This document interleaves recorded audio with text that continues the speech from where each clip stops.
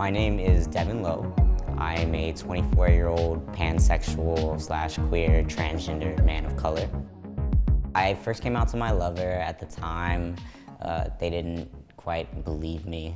But after I came out to them, I then came out to all of my immediate friends and then out to my school, my principal, my teachers, all of that, before I told any of my family. And that was an interesting process, having to sit here in some high school in the South and try to explain to people, hi, I actually identify as a transgender man, which means I prefer male pronouns, et cetera, and I'd like to be called this instead of this.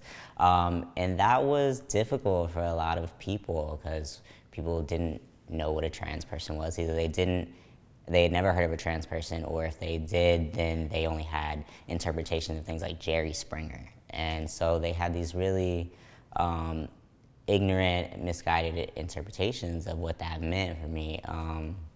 And so I got called a lot of names, I lost a lot of friends. Even though after I lost all of those friends, I ended up gaining a lot of people who were accepting and understanding of me, and it just made me feel so much more secure because I was able to rid myself of all those people who were not being a positive impact on my being, my spiritual and emotional being. It was interesting coming out to school as well. I actually almost got arrested at school when I first came out just for trying to use the restroom. I went into a male's restroom trying to pee, and when I came out, like a guard had seen me, one of the cops, and like he stopped and chased me down. It's like, hey, what are you doing there? Like, you can't.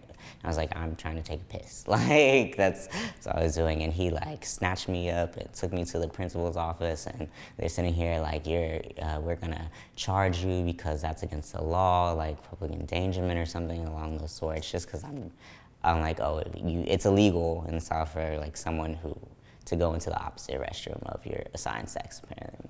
And so it was a whole debacle, and I really got into it with them. Eventually, my principal made it to where I was allowed to use the faculty restroom for the rest of the year, so it was kind of a compromise because I refused to use the women's restroom.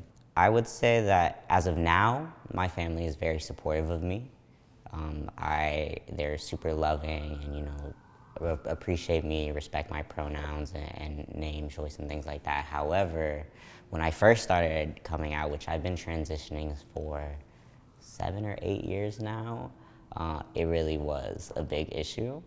My mother made it all about her, assumed that it was something that she did that made me this way, made me queer or trans, and I had to explain to her that this had nothing to do with her, that this was about me.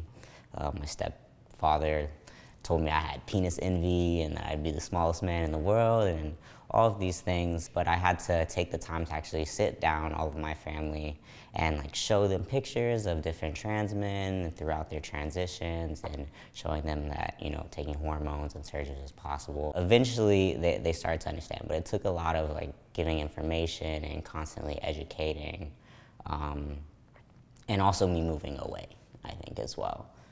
Because I had to leave from Texas. That was one of the reasons, because I was transitioning and I found it so difficult and understanding I had to kind of make my own life. I had always dreamed of living in New York ever since I was 12 years old. One of the things that really caught my attention when I first moved here was that there were gay people in advertisements on the street here, and that there were like black people in the advertisements on the street here. I saw a trans woman on a train ad here, and it just blew my mind. I was so happy because I'd never seen it before in my life, and I was like, only in New York. Only in New York do I see like these PrEP ads on the subway, and just like the normalization of our being in our community. And although there is still a long way to go as far as the representation in media, a lot of times we're tokenized and it's clear in the messaging, but it's a step, and it's something that I'm appreciative of, and I find that New York has provided me with the resources and the networking opportunities in order to really talk about the issues that I care about and not feel silenced. If you live in your truth, then it's so worth it. It's so worth it. You will never be happier, like, because as much shit as you're gonna get so much more self-assurance, so much more self-love.